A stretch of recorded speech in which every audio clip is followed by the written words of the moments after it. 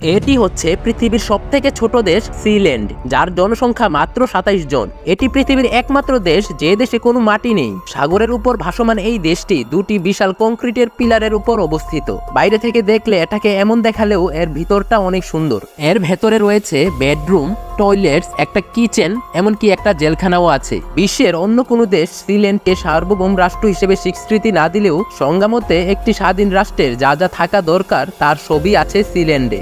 মজার ব্যাপার হচ্ছে খুদে এই দেশটির একটি রাজধানীও আছে। সিল্যান্ড এর রাজধানীর নাম পোর্ট রাফস। তাদের নিজেদের মুদ্রা আছে যার নাম সিল্যান্ড ডলার। তাদের নাগরিকদের নিজস্ব পাসপোর্টও আছে, এমনকি তাদের নিজস্ব পতাকাও রয়েছে।